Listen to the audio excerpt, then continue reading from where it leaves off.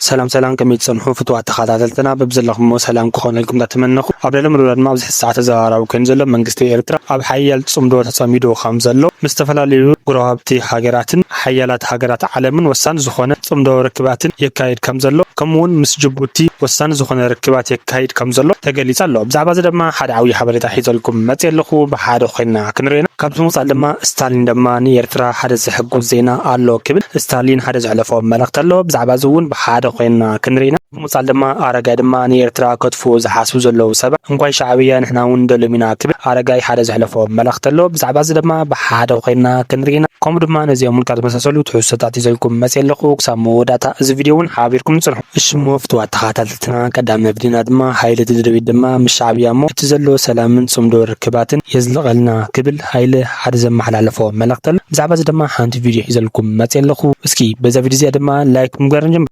ምሻዕብያማ የዝልቀልና ጥራሕ ትዝኒ የሰላም የዝልቆ ጥራሕ የዝብላነ ብርግጽ ሲሉ እንታይ ይኹም ዙ ሓደ ግዜ ዝብላነ ዘየር ይፈልጥ ኢሎም ጫካ ዝደቀሰስ ዘየር ዝፈለጠሉ ዝብኢ ወልዖ ዘየር ዝፈለጠሉ አራዊት ወልዖ ከም ዝበሃል ዘየር ይፈልጥ ኢልና ይንኸድን ኣብ ዓርሰ ምርኮሳ ኣሚንና ታጽምዶ ንቕጽላ ምሻዕብያማ ሰላም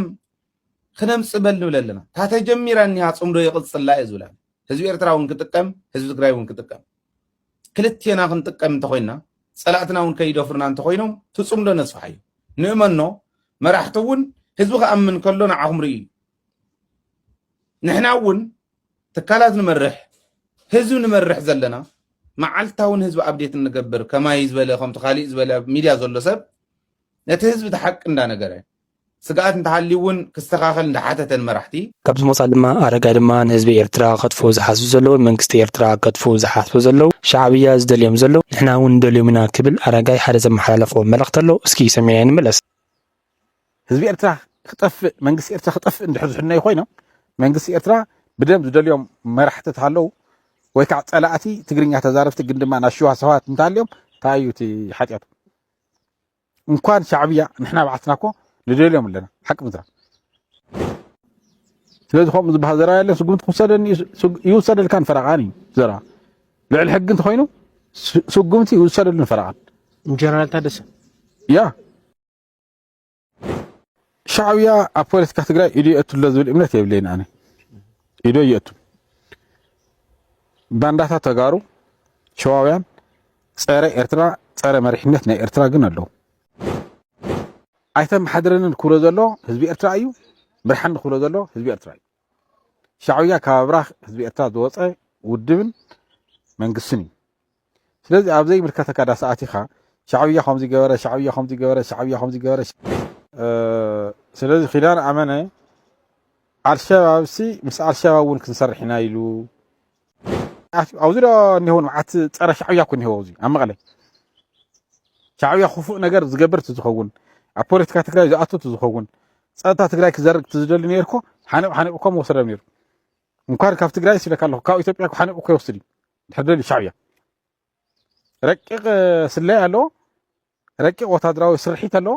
ካብዚ ወጻኢ ድማ ኣብርሃ ድማ ህዝቢ ትግራይ ናይ ገዛ ርእሱ ምሕደራ ህዝቢ መምሓራዊ ናይ ገዛ ርእሱ ምሕደራ ፈልዮም ልዕላዊ ምሕደራዎም ፈልዮም ብድሕሪኡ ምሳና ዘለዎም ፖለቲካዊ ህንፃ ይሓንሱ ከምኡ ጌርና ኣብ ልምዓታዊ ምትሕግጋዛት ንገብር ክብል ኣብርሃ ሓደ ተዛረቦ ዘረባ ኣሎ። እስኪ ሰሚዕና ንመለስ። ህዝቢ ትግራይ ናይ ገዛ ርእሱ ምሕደራ ህዝቢ መምሓራ ናይ ገዛ ርእሱ ምሕደራ ፈልዮም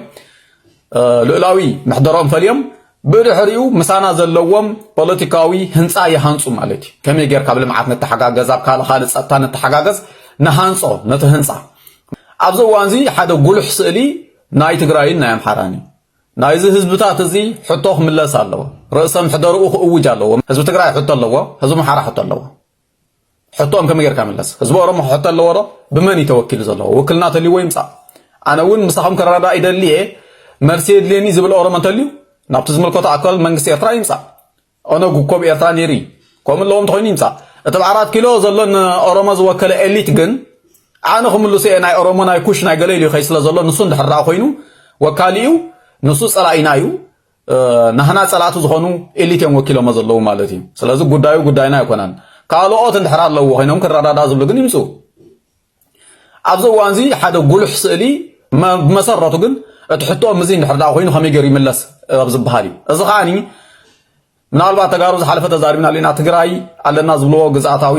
ሓድነት ብመቆፅፃር ጥራይ ናጽነቶም ክውጅ ይኽእሉ እዮም ናብ 4 ኪሎ ከማን ዘጉይ የብሎምን ኣምሓራይ ካብኡ ናብኡ ምስ 4 ኪሎ ዘተኣሳሰር ጉዳይ ክህልዎ ክእል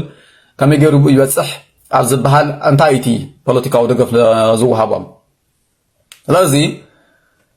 እቲ ዘለኻዮ መድረኽ ሕጂ ኣብ ጎኒ ሃገር እየ ክትብል ኣብዚ ምስራሕ እዩ ዕሽነት እንጀራ ኣይኮናን ሃገር بعد اليوم فلتو كستري بالو رسومي شافو هاي خمزي قال ريراي نايس أرفن نايس الان نهاجر كشاي يكون وسلام يكون وحسابي نهاجر سلام زوبا لازي عبزي زولت هزبي عند أبو خيو عند أعظم عين بلنينا إلى مهم تقولنا حيرة هاجر يكون سلي إرتراوي عند أبو خيو كما يجرو ما لو مخبون نتقرأ يبلنا فيف يبلو مندي الحزام مالته حالية إرتراوي حالية هلونا هاجر يكونن سلئي إرتراوي بعد كستهم يبلو سلزنا بورسا ينبلني نايم ظلهم زلوا سلز زياتهم بتحساسبهم هاجر كم درها 10 3 مقيلهم شيء ما محلو مالتي هاجر قصاتر ما محلو مالتي بتحساسبهم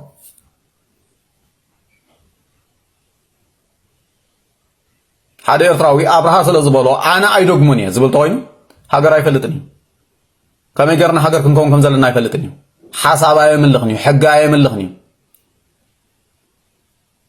حجي السبزي ولا انت تفعل انا تحقر فايده يقولون مالتي فايده يقولون تصادفوا فايده يقولون اقولنا هاجر يمبال او شاطها مخرماي ማለት ነው انا اقولنا هاجر يمبال صلاتها موحدي مشارخت معباي بزي تردوا اقدس ስለዝሆነ ይኮኑን ግን منين سلازبلو سلازبخي انت عيد قالو قاليلو سير كغرهي كدم حج غرهي فطيرهم صنيحام يام عسله كم زغيرهم سغاب زقالعو حجون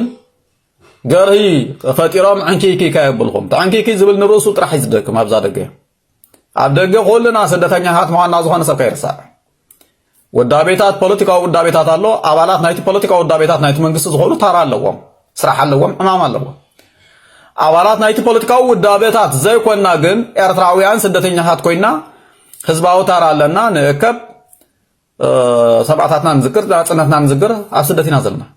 ካብዚ ምሳል ድማ ኤርትራ ድማ ምስ ጅቡቲ ወሳኒ ዝኾነ ርክባት ካይዳ ከምዘላ ሓደ ሓበሬታ እንዳወፀ ዝርከብ ዘሎ ብዛዕባ እዚ ድማ ሒዘልኩም መፅእ ኣለኹ እስኪ ናብቲ ሓበሬታ ከሕልፈኩም ሕጂ እዋን መንግስቲ ኤርትራ ኣብ ሓያል ጽምዶ ዲፕሎማሲ ተጸሚዱ ይርከብ ኣሎ ምስ ዝተፈላለዩ ጎረባብቲ ሃገራት ሓያላት ሃገራት ዓለም ከምኡውን መሻርክቲ ኣካላትን ወግሒ ፀብሒ ኣብ ከተማ ኣስመራን ዓዲ ሃሎን ርክባት ይካየድ ኣሎ ምስ ጅቡቲ እውን ጽምዶን ርክባትን ክካየድ ምዃኑ ሓበሬታታት ወፂኡ ይርከብ ኣሎ ብመሰረት እዚ ወፂኡ ዝርከብ ዘሎ ሓበሬታ ኣብ መንጎ ክልቲአን ሃገራት ዝነበረ ዲፕሎማስያዊ ምስዓብን ዘይምርዳእን ብሰላማዊ መንገዲ ፈቲሕካ ናብ ንቡር ንምምላሱ ብወገን ክልቲአን ሃገራት ዘተን ርክባትን ዘርባትን ይካየድ ከም ዘሎ ኣብ ሓፀርቲ እዋናት ከዓ ሰብ ስልጣን ናይ ክልቲአን ሃገራት ርክባት ከካይዱ ተኽሎታት ከም ዘሎ ኣብዚ ሓበሬታ ተገሊጹን ተጠቒሱን ይርከብ ኣሎ ጅቡቲ ሓንቲ ካብተን ኣብ ዞባ ቀርኒ ኣፍሪካን ማያት ቅዕ ባሕሪ ብምዃን ተልእኮ ምዕራባውያን ተሰኪማ ንኤርትራን ካልኦት ጎረባብቲ ሃገራትን ኣብ ሓደጋ ክትእቱ ፀንሐት ሃገር እያ ኣብዚ ሕጂ እዋን ፖሊሲ ኣብ ምቕያር እቲ ኣብ ምዕራባዊ ዓለም ተፀጊዓትሉ ዝነበረት ኩነታትን ብፍሉይ ከዓ ምስ ኢትዮጵያ ብምዃን ኤርትራ ንምህዋኽ ተካይዶ ዝነበረት ዕንደራ ደዋቢላቶ እያ ትርከብ ዘላ እዚ ሕጂ ኣብ መንጎ ኤርትራን ጅቡትን ዝግበር ዘሎ ከምዚ ዓይነት ርክባትን ዘረባትን ነቲ ዝነበረ ሕውነታውን ዲፕሎማስያውን ዝምድናታት ናብ ንቡር ዝመልስ ክልቲአን ሃገራት ከዓ ምትሕብባርን ናብ ዝበረኸ ደረጃታት ዝዕቢ ክኸውን ተስፋታት ከም ዘሎ ኣብዚ ሓበሬታ ኣብ መወዳእታ ተጠቒሱን ተገሊፆን ይርከብ ኣሎ ተፈጢሩ ዝርከብ ዘሎ ጽምዶን ርክባትን ብወገን መንግስቲ ኤርትራ ንዝተፈላለዩ ጎረባብቲ ሃገራትን ሓያላት ሃገራት ዓለምን ናብ ከተማ ኣስመራን ዓዲ ሃሎን እናዕሰሎም እዩ ዝርከብ ዘሎ እዚ ጅቡቲ ክግበር እዩ ዝበሃል ዘሎ ከምዚ ዓይነት ጽምዶን ርክባትን ኣብ ዞባ ቀርኒ ኣፍሪካን ማያት ቅዕ ባሕርን ንዘሎ ሓይሊ ሚዛን ሙሉእ ብሙሉእ ዝቕይር ክኸውን እዩ ከምዚ ምሳል ድማ ስታሊን ድማ ንኤርትራ ሓደ ዘሕጉስ ዜና ኣሎ ክብል ስታሊን ሓደ ዘመሓላለፎ መልእክቲ ኣሎ ብዛዕባ እዚ ድማ ሓንቲ ቪድዮ ሒዘልኩም መፅእ ኣለኹ እስኪ ናፍታ ቪድዮ ክሕልፈኩም ኤርትራ መልካም ዜና አለ ትልቅ ዜና ነው ኤርትራ ወዳጆች ስለሆናችሁ በተለይ ደግሞ ከብልጽግና በስተቀር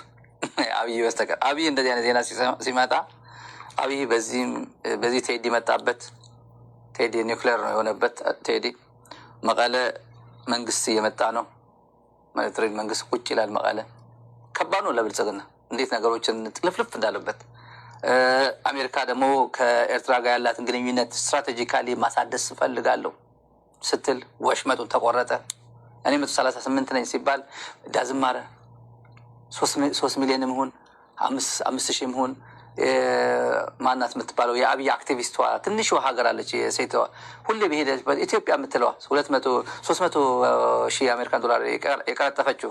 ሎቢስት አለች። የአንድ ሀገር ጠቅላይ ሚኒስትር የሆነ ባርባዶስ ነው ባርባ ምናምን የምትባለው ባርባዶስ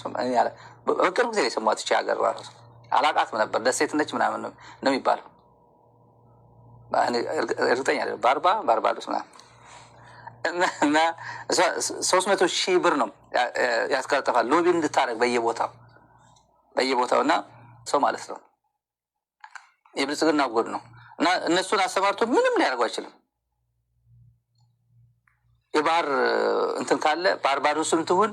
ራሽያም ትሁን አሜሪካም ትሁን እኩል ናቸው። ባንዲራ ያላቸው ሀገር ናቸው እና ለኢትዮጵያ በተለይ እንደ አብይ አህመድ ትንሽ ቪዲዮ አለች ማስታወሳቸው የአብይ እሱም ከዛ ቤት ግን መልካም ዜና የመጣው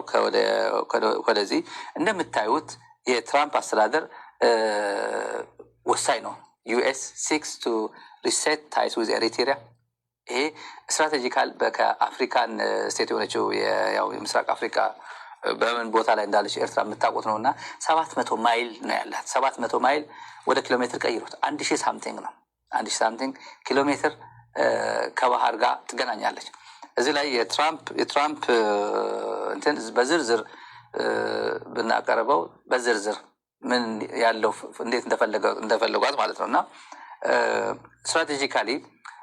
ጠቀሜታው ኤርትራ ከ700 በላይ ማይል ማለት ነው የቀይ ባህር ዳርቻ ያላት በመሆኑ ለአሜሪካ የደህንነት ስራዎች ቁልፍ ሀገር ነች ነው የሚለው በሪፖርቱ። የጂኦፖለቲካዊ ወቅታዊነት ደግሞ ይህ እርምጃ የአሜሪካ እርምጃ ማለት ነው። ይህ እርምጃ የወጣው ኢራን ወሳኝ የባህር መስመሮችን ለመዝጋት በምትዝትበት ጊዜ ነው። እየዛተች ነው እዘጋዋለሁ እያለች ነው። ስለዚህ ለአሜሪካ የደህንነት ስጋት ለመቀነስ ይጠቅማል ማለት ይነሳል ማለት ነው። በግምገማ ላይ ነው ያለው። ሞሳድ ለማንሳት እቅድ አለ ብሏል። ሞሳድ በወለስ ባለፈው የምታውቁት ያው ግብጽ በተለይ እሽሞ ፍትዋ ተካታተልትና ለማዓት ነበርና حبريتان زي مثل نيرو كساو كصالي بحدش ميزان الرقب كن يجمساكم لايك مباركه ترسو سنه ጊዜ